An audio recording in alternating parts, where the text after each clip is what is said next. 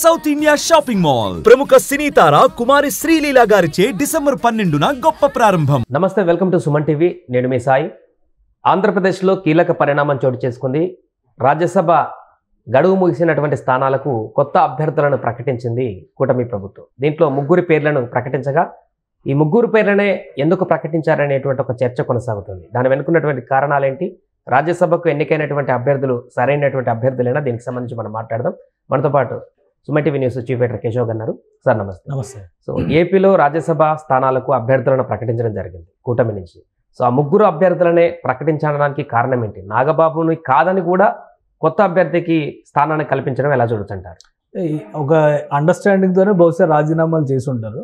ఆ అండర్స్టాండింగ్ అమలు చేస్తారని మనం అనుకోవాలి. ఇందులో ఏంటంటే 3 సీట్లు ఖాళీ అయినాయి. ఆర్ కృష్ణయ్య, బీసీ కృష్ణయ్య అంటారు కదా ఆయన, రెండోది బేద మస్తానరావు.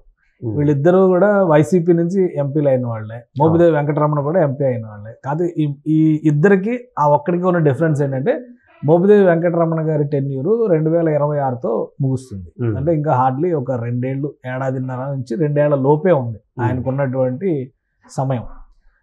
ఆర్ కృష్ణయ్య గారికి, బేద మస్తానరావు గారికి 2028 వరకు సమయం ఉంది. 2028 వరకు సమయం ఉండగా వీళ్ళంతా హడావుడిగా సెప్టెంబర్లో ఎందుకు రాజీనామా చేశారు అనే ప్రశ్నకు సమాధానం ఈ రోజు వచ్చింది. అయితే ఆర్ కృష్ణయ్య గారు రాజీనామా చేసిన తర్వాత కొన్ని కామెంట్స్ కూడా చేశారు. ఎంపీ అయిన తర్వాత నా స్థాయి తగ్గిపోయింది, నా గౌరవం తగ్గిపోయింది అని అన్నారు. మళ్ళీ ఇప్పుడు ఆయన ఎంపీగానే డిక్లేర్ అయ్యారు. మరి ఇప్పుడు ఆ పదవి తీసుకుంటారా లేదా స్థాయి తగ్గిన పదవి నాకు వద్దంటారు, మనకు తెలియదు. అది అఫీషియల్గా ఆయన కూడా రియాక్ట్ అవుతారని చూడాలి. సో వీళ్ళిద్దరికి 2028 వరకు ఉన్నాయి కాబట్టి పార్టీ రంగులు మార్చుకున్నారు వచ్చి అంతే. ఇప్పుడు అధికారంలో ఉంది అక్కడ ఎన్డీఏ కూటమి, ఆంధ్రప్రదేశ్లో ఎన్డీఏ కూటమి అధికారంలో ఉంది. వైసీపీ ఇప్పుడు అక్కడ చల్లని నాణ్యంగా మారిపోయిన పరిస్థితి. జాతీయ రాజకీయాల్లో పెద్దగా అవసరం లేనటువంటి పార్టీగా మారిపోతున్నటువంటి పరిస్థితి ఉంది.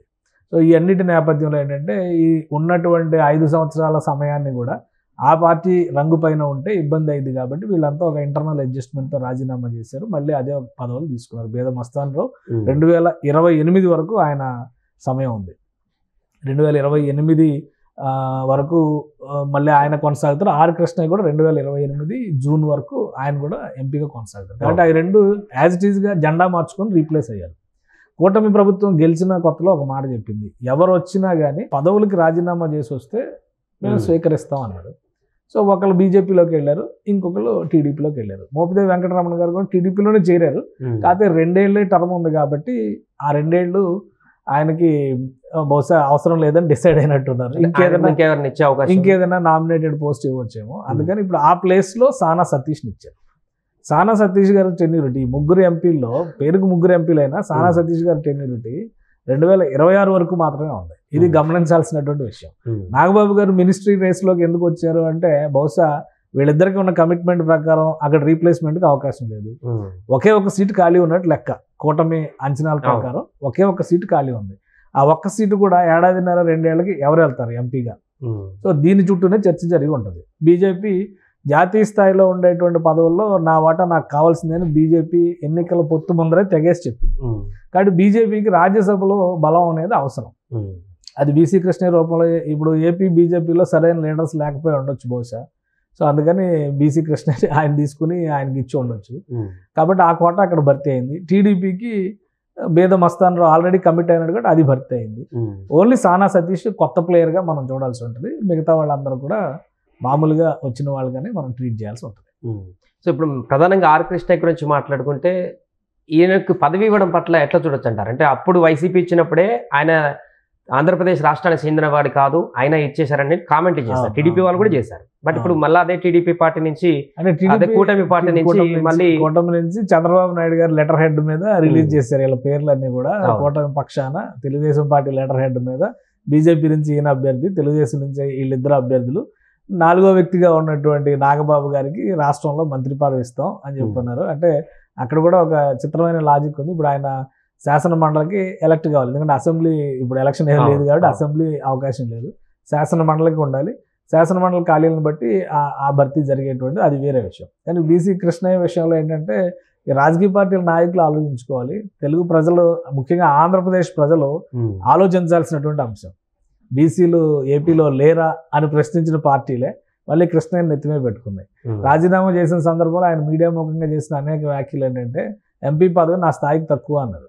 2014 ఎన్నికల్లో తెలుగుదేశం పార్టీ అభ్యర్థిగా హైదరాబాద్ ఎల్బీ నగర్ కాన్స్టిట్యున్సీ నుంచి పోటీ చేశారు. ఒకవేళ తెలుగుదేశం కూటమి, అప్పుడు బీజేపీ తెలుగుదేశం కలిసి పోటీ చేస్తారు, కూటమి అధికారంలోకి వస్తే కనుక బీసీ కృష్ణయ్య మా ముఖ్యమంత్రి అభ్యర్థిని కూడా ప్రకటించారు.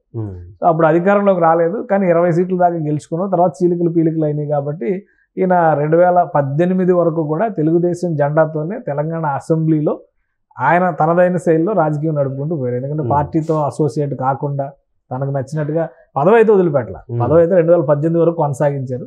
2018 ఎన్నికల తర్వాత ఆయనకి అవకాశం లేకుండా పోయింది. తర్వాత అనూహ్యంగా వైసీపీ టికెట్ ఇచ్చింది. వైసీపీ ఇవ్వడం అనేది అది కూడా ఒక ఆసక్తికరమైన మలుపు. ఎందుకంటే ఏపీలో కూడా అనేక ఉద్యమాలు ఉన్నాయి, కానీ ఒకటి ఇక్కడ ఆలోచించాల్సినటువంటి విషయం ఏంటంటే బీజేపీ అభ్యర్థిగా ఆర్ కృష్ణయ్య కంటే మందకృష్ణ మాదికి ఇచ్చుంటే ఇంకా ఎక్కువ అడ్వాంటేజ్ ఉండేది.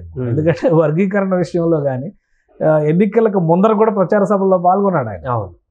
మందకృష్ణ మాదిగా 2 రాష్ట్రాల్లో కూడా మాదిగ సామాజిక వర్గానికి రిప్రజెంట్ చేస్తారు. ఆర్ కృష్ణయ్య కంటే మందకృష్ణ మాదిగా ఆంధ్రాలో ఎక్కువ పర్యటనలు చేస్తూ ఉంటారు, ఏ ఇష్యూ జరిగినా కానీ రియాక్ట్ అవుతారు.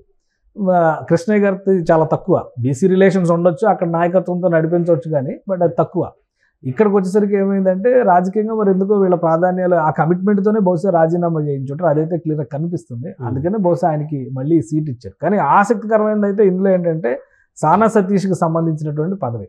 ఇంకొకటి, సానా సతీష్ 2026లో ఆయన పదవీ కాలం ముగుస్తుంది కాబట్టి అదే సమయంలో పరిమళ నత్వాని రిలయన్స్ కోటాతో ఆయన్ని చేశారు వైసీపీ అభ్యర్థి. ఆయన 2026 జూన్లో ఆయన టెన్యూర్ కూడా ముగుస్తుంది. పిల్లి సుభాష్ చంద్రబోస్ వైఎస్ఆర్సీపీ లీడర్, ఆయన టెన్యూర్ కూడా జూన్ 2026 ముగుస్తుంది. అలాంటి ఆళ్ళ అయోధ్య రామిరెడ్డి 2026 జూన్ ఆయన కూడా అంటే 4 సీట్లు ఖాళీ అవుతాయి అప్పుడు. సో ఒకటి సానా సతీష్ది, 3 మళ్ళీ వైసీపీ వాళ్ళది. వైసీపీ ఇప్పుడు అడుగు పెట్టేటువంటి అవకాశం లేదు కాబట్టి మళ్ళీ 3 కూటమి నుంచి 3 పార్టీల నుంచి 3 సీట్లు ప్లస్ సానా సతీష్ని కంటిన్యూ చేస్తే, లేదా ఆ ప్లేస్ కూడా మళ్ళీ రీప్లేస్ చేస్తారనేది చూడాలి. 2026లో జరగబోయేటువంటి మార్పు కింద దాన్ని మనం చూడాలి. ఆర్ కృష్ణయ్య ఎంపీ పదవి చాలా చిన్నది అనేటువంటి చేసినటువంటి వ్యాఖ్యలు మళ్ళీ అదే ఎంపీ పదవికి ఇప్పుడు పోటీ పడ్డామంటే అంటే సెంట్రల్ మినిస్టర్ ఏమైనా ఎక్స్పెక్ట్ చేసి మళ్ళీ ఎంపీ ఇప్పుడు అదే ఆయన రియాక్షన్ చూడాలి. ఆయన రియాక్షన్ బట్టి ఆయన తీసుకుంటారా లేదా, చిన్నది అన్నారు కాబట్టి, లేదా సెంట్రల్ మినిస్ట్రీ ఎష్యూరెన్స్ ఉంది కాబట్టి ఇప్పుడు ఆయన ముందుకు వెళ్తారా. ఎందుకంటే తెలుగు రాష్ట్రాల్లో ముఖ్యంగా ఆంధ్రప్రదేశ్ కోటాలో ఒక మంత్రి పదవి, కేంద్ర మంత్రి పదవి ఒకటి ఇంకా అవకాశం ఉంది అనేటువంటి చర్చ నడుస్తుంది. కాబట్టి బీజేపీ నుంచి కోర్ బీజేపీ నుంచి గెలిచినటువంటి వాళ్ళలో ఆల్రెడీ వర్మ గారికి ఒక సహాయ మంత్రి పదవి ఇచ్చారు. ఇక టీడీపీ నుంచి ఒక మంత్రి పదవి రామ్మోహన్ నాయుడుకి క్యాబినెట్ హోదాతో ఆయనకు ఒక మంత్రి పదవి వచ్చింది. రెండవ మంత్రి పదవి సహాయ మంత్రి గాని టీడీపీ నుంచి చంద్రశేఖర్ గారికి గుంటూరు నుంచి ఆయనకి మంత్రి పదవి ఇచ్చారు. ఇంకొకటి రావాలి అనే చర్చ నడుస్తుంది. బహుశా ఇక్కడ నాగబాబు గారికి ప్లేస్మెంట్ చేసినట్టుగా కేంద్రంలో ఇంకొకరు ఎవరు అనేది పురంధేశ్వరి పేరు బాగా వినబడింది, కానీ ఇప్పుడు ఆమెను ఏదో కామన్వెల్త్ చైర్పర్సన్ ఏదో చేశారు కాబట్టి ఆమెకి ఇస్తారా లేదా అనేటువంటి ఒక సందేహం ఉంది. సో ఆర్ కృష్ణయ్యకి ఏమైనా ఎన్హాన్స్మెంట్ ఉంటుందా? అప్పటి వరకు వినిపించిన పేరు ఏంటంటే కిరణ్ కుమార్ రెడ్డి గారికి ఇచ్చి ఆయన కేంద్ర క్యాబినెట్లో తీసుకుంటారు అనేటువంటి ఒక లెక్క నడిచింది. రాయలసీమలో దానివల్ల అడ్వాంటేజ్ ఉంటుంది. ఆర్ కృష్ణయ్య గారికి ఏ పదవి ఇచ్చినా కానీ అడ్వాంటేజ్ ఆంధ్రాలో కనపడుతుంది అనుకోవడం అది పెద్ద అపోహ. ఎందుకంటే ఆయన ఒక బీసీ ఐకాన్గా చూడొచ్చు, కానీ ఆంధ్ర అదే ఒక ఎంపీ పదవి తెలంగాణలో ఇచ్చి చూడమనండి. Congress party youth Congress president పదవికి ఆంధ్రాలో తెలంగాణలో ఉండేటువంటి వ్యక్తిని అపాయింట్ చేస్తేనే ఇక్కడ నానా రాద్ధాంతం జరుగుతుంది. ఏ రకంగా ఇక్కడ ఇంపోర్ట్ చేస్తారో, ఏ రకంగా ఎన్హాన్స్ చేస్తారో క్యాబినెట్ పదవులు ఇచ్చి అనేది ఇక వాళ్ళు ఆలోచించుకోవాల్సినటువంటి విషయం. అదే కేంద్ర మంత్రి పదవి ఇచ్చినా కానీ రాష్ట్ర రాజకీయాల్లో ఆర్ కృష్ణయ్య కీలకమైన పాత్ర పోషించి ముఖ్యంగా బీజేపీకి అడ్వాంటేజ్ తీసుకొచ్చే రాజకీయాలు పోషించే అవకాశాలు అయితే చాలా తక్కువ ఉంటాయి. ఆయనకంటే ఆ రకంగా చూసినప్పుడు పురంధేశ్వరి గారికి కానీ ఇంకెవరైనా గెలిచిన వాళ్ళకి ఇచ్చుకుంటే ఇంకేమైనా అడ్వాంటేజ్ ఉంటుంది. టీడీపీకి కానీ జనసేన నుంచి ఇద్దరు, ఒకరు బాలశౌరి ఉన్నారు కాబట్టి సీనియారిటీ ఎక్స్పీరియన్స్ వైజ్గా ఉంది కాబట్టి అక్కడ ఇంకా జనసేన కేంద్ర మంత్రివర్గంలో చోటిస్తే ఆ వాల్యూ ఎడిషన్ ఎక్కువ ఉంటుంది ఆర్ కృష్ణయ్య కనుక కేంద్ర మంత్రి పదవి ఇచ్చే కంటే కూడా. సో ఇవన్నీ కూడా అన్ని లెక్కలో చూసుకుని ఆలోచించుకుని ఉన్న 3 సీట్లో 2 కన్ఫర్మ్, ఒకటి మాత్రమే రీప్లేస్ అయిందనేటువంటి సంకేతాలు అయితే కూటమి నాయకత్వం చాలా స్పష్టంగా ఇచ్చింది. ఇక ఆ పదవులు తీసుకోవడం, దానికి ముందుకు వెళ్ళడం అనేది, పదవి అనేది ఎవరో వదులుకునేటువంటి పరిస్థితి ఉండదు. వీళ్ళ కన్సర్న్ లేకుండా వాళ్ళు అనౌన్స్ చేసేటువంటి అవకాశం ఉండదు.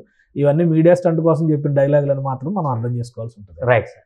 అదే మొత్తానికి ఆంధ్రప్రదేశ్లో ప్రస్తుతం ఖాళీ అయినటువంటి 3 రాజ్యసభ స్థానాలకు సంబంధించినటువంటి అభ్యర్థులను చంద్రబాబు గారు ప్రకటించడం జరిగింది. దానికి ఆర్ కృష్ణయ్య కానీ, బీద మస్తాన్ కానీ, సామ సతీష్ కానీ వీళ్ళ పేరుని కూడా ప్రకటించడం జరిగింది. దీంతో ఒక కంక్లూజన్ అయితే వచ్చేసింది రాజ్యసభ అభ్యర్థులకు సంబంధించి. దీంతో అటు నాగబాబు పైన ఉన్నటువంటి ఎక్స్పెక్టేషన్స్ రాజ్యసభకు సంబంధించి కూడా ఒక క్లియర్ కట్గా సందేశాన్ని కూడా ఇచ్చారు. ఆయన మంత్రివర్గంలోకి తీసుకుంటామని కూడా అనౌన్స్ చేయడంతో పూర్తిగా ఈ సర్దుబాట్లకు సంబంధించిన అయితే ఒక క్లారిటీ అయితే ఆంధ్రప్రదేశ్లో కనిపించింది. సుమన్ టీవీలో మీ పర్సనల్ అండ్ బిజినెస్ ప్రమోషన్స్ కోసం కింది నెంబర్కి కాంటాక్ట్ చేయండి.